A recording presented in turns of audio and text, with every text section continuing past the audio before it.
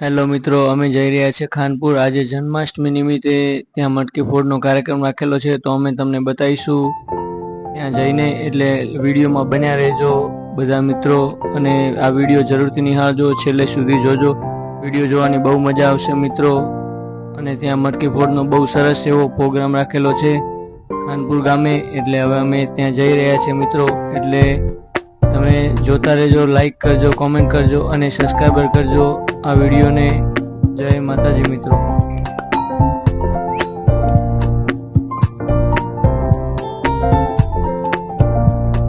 ખાનપુર ગામ તરફ જવાનો રસ્તો આગળ આવી રહ્યો છે, પણ અમે પેટ્રોલ પુરાવા જઈએ છીએ। પેટ્રોલ પુરાઈ અને રિટર્ન પછી ખાનપુર જઈશું। ત્યાં સુધી વિડીયોમાં બન્યા રહેજો। જય માતાજી।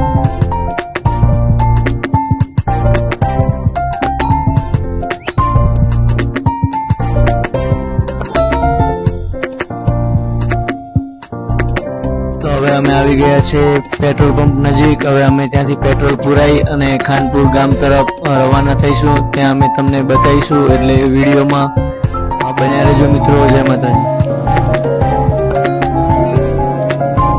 પેટ્રોલ પુરાઈને અમે નીકળી ગયા છીએ। હવે જઈએ છીએ ખાનપુર તરફ, તો વિડીયો છેલ્લે સુધી જોજો। ત્યાં મટકી ફોડનો સારો એવો કાર્યક્રમ રાખેલો છે, તો અમે તમને બતાવશું કે કાનુડા નિમિત્તે ત્યાં કેવો કાર્યક્રમ થાય છે અમારા ગામમાં। તો બન્યા રહેજો વિડીયોમાં। જય માતાજી।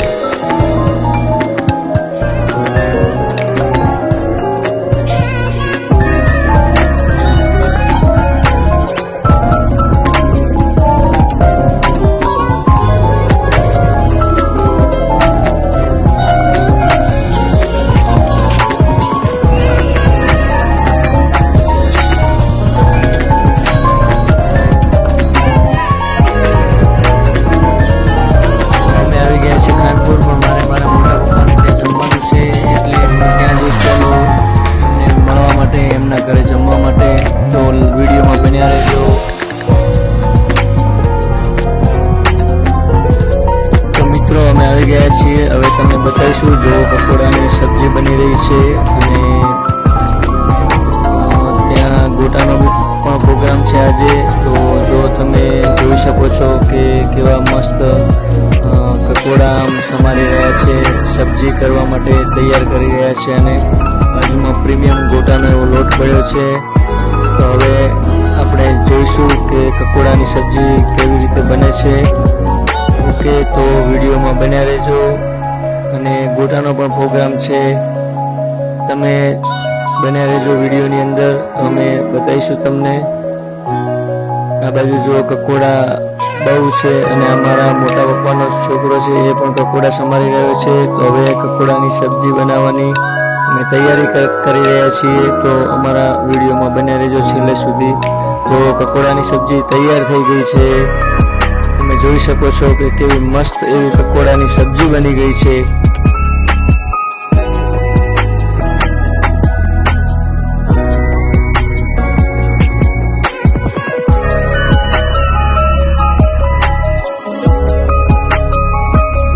સબ્જી બની ગઈ છે, પણ હવે અમે ગોટાની અંદર જે પાલક નાખવામાં આવે છે એ અમારે મોટા મમ્મી લેવા ગયા છે। તો હું એમની સામે જઉં છું, અને એ પણ સામેથી બહાર આવતા એવું લાગે છે મને। તો હું તમને પાલક બતાવવાનો પ્રયત્ન કરીશ, અને પાલકના ગોટા બનાવવાના છે, તો વિડીયોમાં બન્યા રહેજો। જો આ જૂનું ઢાળિયું કહેવાય, જેને જૂના ઓરડા છે, ત્યાંથી જો આ લઈને મારા મોટા મમ્મી નીકળ્યા છે। હાથમાં પાલક છે અને દાંતરડું છે, દાંતરડાથી પાલક કાપીને એ લઈને આવ્યા છે। અહીંયા જો દૂધી અને બીજી અવનવી સબ્જીઓ ત્યાં વાવેતર કર્યું છે, એટલે વિડીયોમાં બન્યા રહેજો। અમે તમને બતાવીશું હવે ગોટા કઈ રીતે બને છે। ઓકે મિત્રો।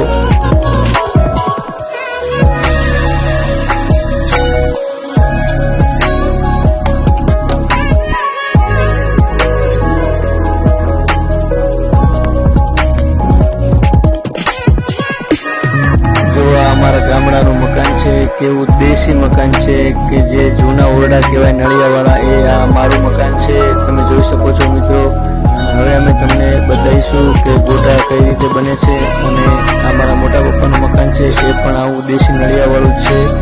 તો હવે અમે તમને આગળ બતાવીશું। જો ગોટાનો લોટ તૈયાર થઈ રહ્યો છે, તો કેટલી વારમાં અમારા ભાભી છે એ ગોટા બનાવીને તૈયાર કરીને અમને ખવડાવશે. જો તમે જોઈ રહ્યા છો કે ગોટાનો લોટ કમ્પ્લીટ આમ તૈયાર કરી રહ્યા છે અને ગોટા બનવા પણ માંડ્યા. તમે જોઈ શકો છો જે તેલ આમ કળકળતું છે અને અંદર ગોટાનો લોટ આમ મૂકવામાં આવે છે. પછી ગોટા કમ્પ્લીટ તળાઈ અને તૈયાર થઈ જશે. એટલે પછી એ જોવાનું ચૂકતા નહીં. આગળ વિડીયોમાં બન્યા રહેજો મિત્રો.